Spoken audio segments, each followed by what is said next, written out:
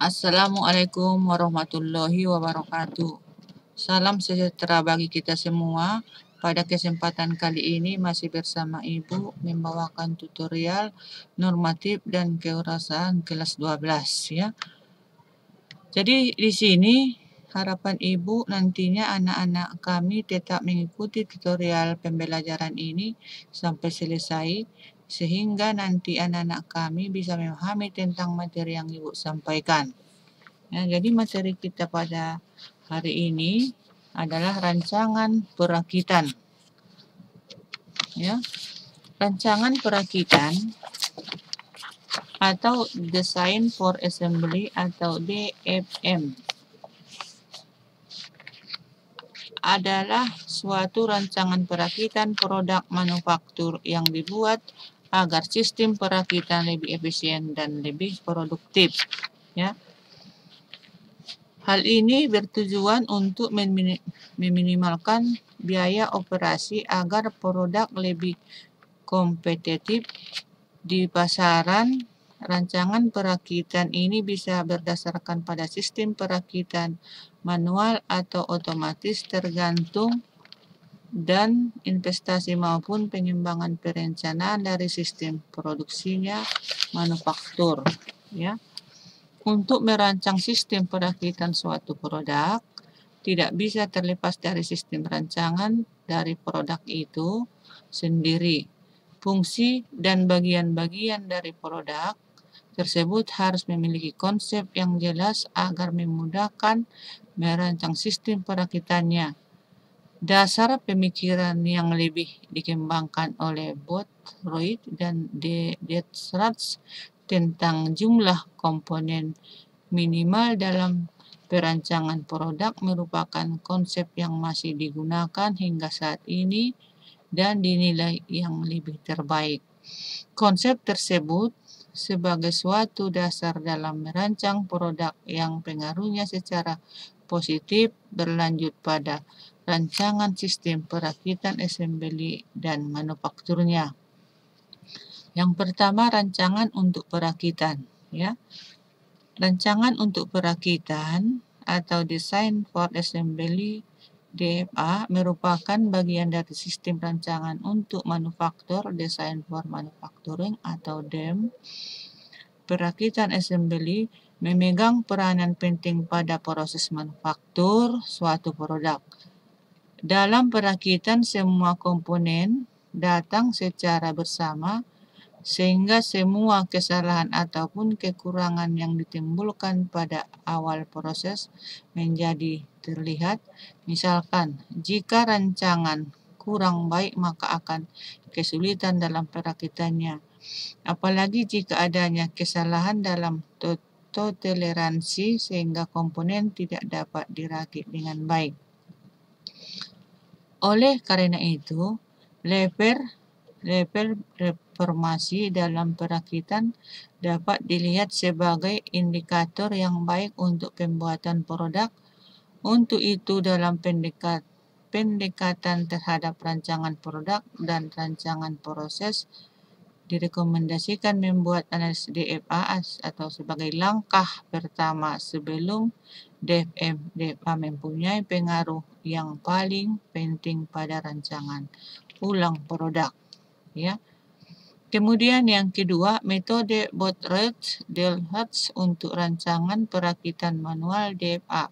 Metode didasarkan pada studi yang mendalam dari operasi perakitan. Metode ini bertujuan menentukan parameter operasional untuk menyelesaikan persoalan biaya dan waktu perakitan. Ya.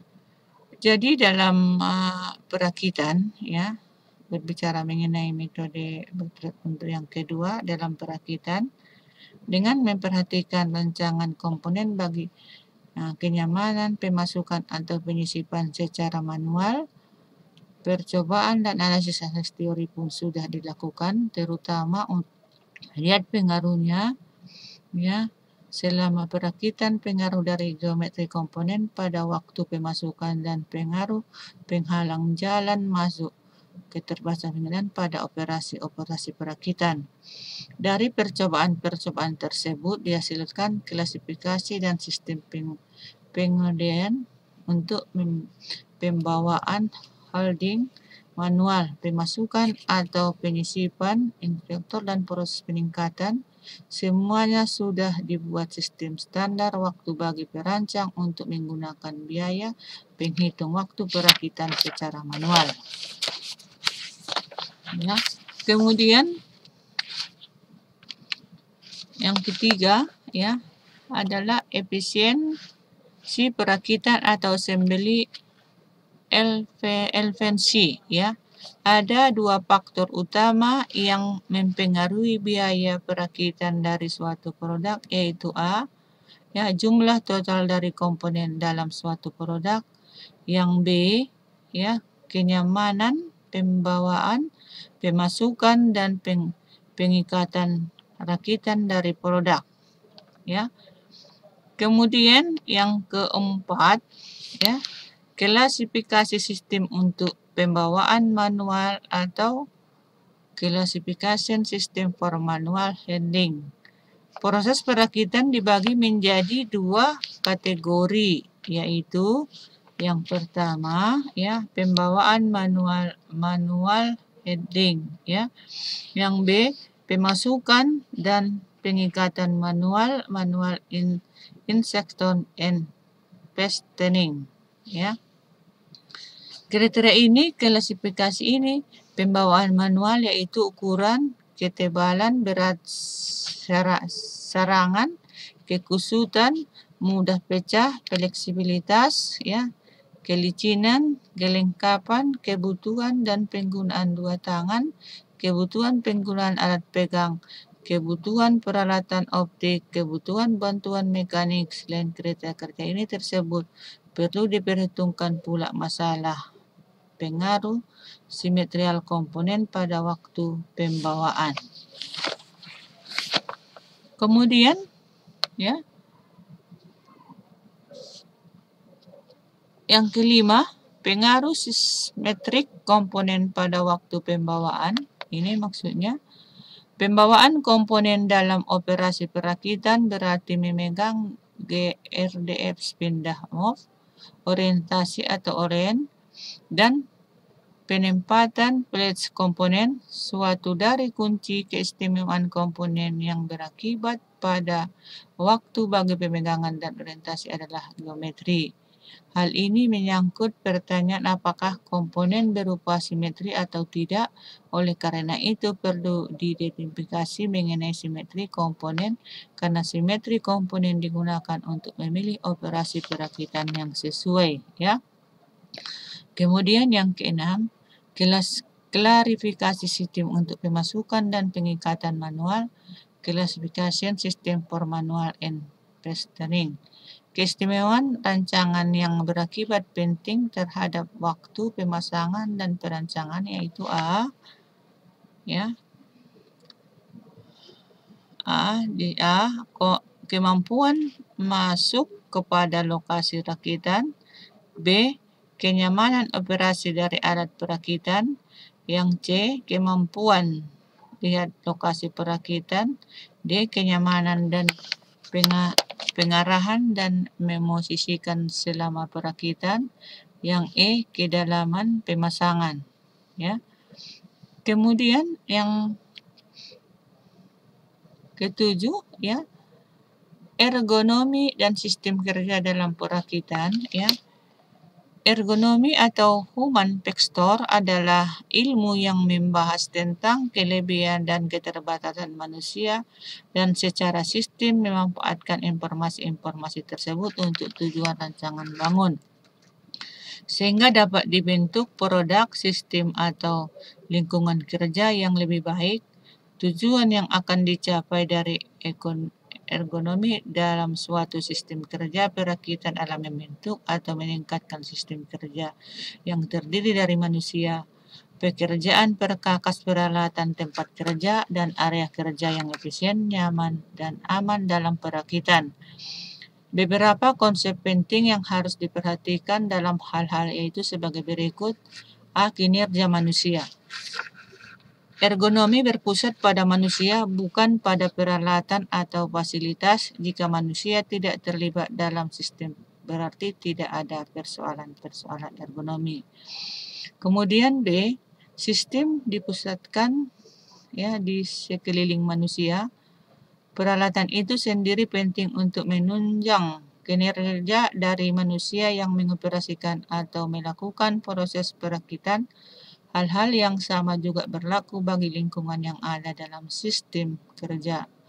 Kemudian yang C, definisi dari sistem kerja. Definisi dari sistem kerja di sini meliputi batasan deskripsi pekerjaan yang akan dilakukan, Kemudian D, peningkatan atau perbaikan, Peningkatan dalam atau perbaikan ini, penggunaan ergonomi diperuntukkan untuk meningkatkan kinerja sistem kerja yang ada di sekeliling manusia. Peningkatan bukan sekedar istilah yang abstrak, tetapi lebih mengarah pada konsep pengukuran secara umum. Peningkatan dalam sistem kerja harus dapat diukur secara kuantitas atau kualitatif. Prinsip dasar yang digunakan dalam metode rancangan perakitan manual DFA dari Boothright Schwartz sebenarnya merupakan konsep dari prinsip-prinsip ekonomi gerakan, sehingga hal yang dicapai yaitu peningkatan efisien dipergunakan waktu untuk pekerja dapat ditingkatkan. Ini ada soal yang Ibu buatkan. Yang pertama, menurut pendapat Anda, apakah tujuan penggunaan metode bongkar pasang pada suatu produk? Yang kedua, mengapa jenis bahan dari komponen sangat berpengaruh dalam proses perakitan? Yang ketiga, uraikan yang dimaksud dengan rancangan perakitan. Yang keempat, coba jelaskan langkah-langkah penyelesaian permasalahan keseimbangan lintasan dengan menggunakan metode Kilberg and Noster. Kemudian yang kelima, rancangan perakitan suatu produk sangat penting diperhatikan untuk menghasilkan perakitan yang dapat menghasilkan produk dengan biaya operasi sangat rendah. Dari hal tersebut, coba analisis keistimewaan rancangan yang dapat diberikan terhadap waktu pemasangan dan pengencangan. Jadi sampai di sini dulu anak kami semua. Nanti kalau kira-kira ada yang kurang paham atau tidak dimengerti, nanti diisikan di kolom komentar, dan kemudian bisa juga nanti dijawab di WA Ibu 082277224795 dan ini mohon ditonton dimengerti. Sampai di sini dulu. Dengan begitu Ibu mengucapkan banyak-banyak terima kasih. Assalamualaikum warahmatullahi wabarakatuh.